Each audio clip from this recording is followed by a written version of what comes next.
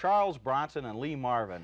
These are two men whose faces have taken on such character over the years, they almost look like weathered bronze sculptures instead of members of the Actors Guild.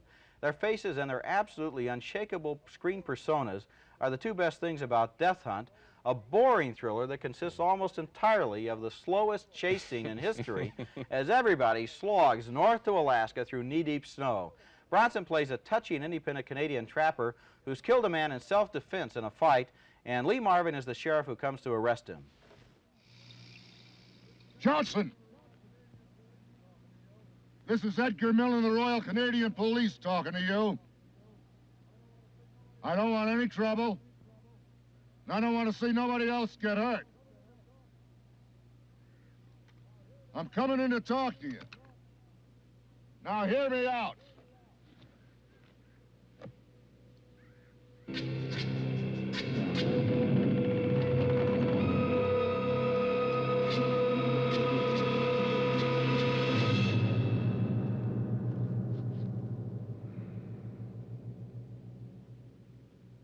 I have a bunch of savages out here, just aching to splatter you all over the place. They don't want your side told. Now, if you don't come in with me, that's all the excuse they'll need. They'll either kill you or get themselves killed trying. I can't let that happen. You can't stop it.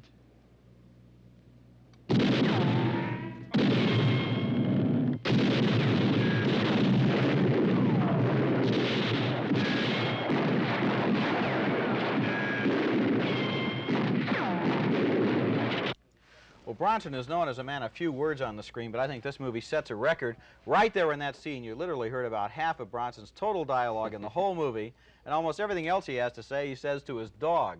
He spends the rest of the film running and shooting and jumping across raging torrents. Bronson somehow survives that last shootout. He straps on his snowshoes and he tries to escape to the north. Marvin leads the posse that chases him, and the whole movie is just that chase.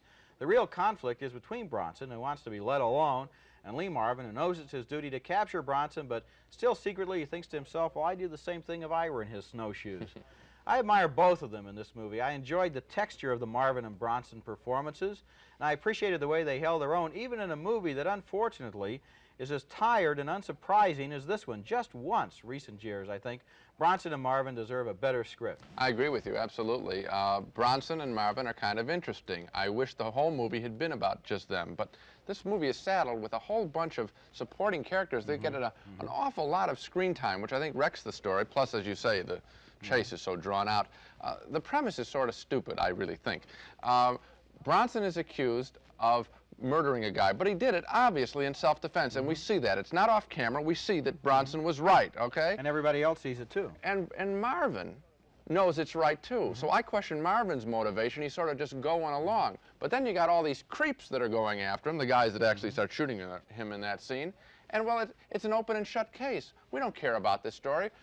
Bronson's character is perfectly legitimate. Bronson's best characters have been like in Death Wish, where he has a cause. Mr. Majestic, he's a farm laborer being abused. He has a cause. This isn't a cause. He's being picked on by idiots. He's the avenger instead of the guy who's running away. Well, he's just being Another picked on thing by I didn't idiots. like about the movie, I think you're right, if they had just simplified it to Bronson and Marvin and had this simple chase, could have taken on a kind of grandeur. But as a matter of fact, they clutter it up with all of these supporting performances. Angie Dickinson is Marvin's girlfriend for a while, then she disappears from the movie. Andy Stevens comes in as a Mountie. He has no function. Then the guy comes in the biplane. He's going to shoot down Charles Bronson from the air. That's ridiculous. We're constantly being distracted from this basic conflict between the two men. Yeah, a big mistake in casting. Why all these extra roles? I didn't get it. 2 no votes also for Death Hunt, a deadly dull adventure film with Charles Bronson being chased all over Canada. Bronson and Marvin are just fine in this movie, but the bad guys and all the supporting characters are just ridiculous caricatures.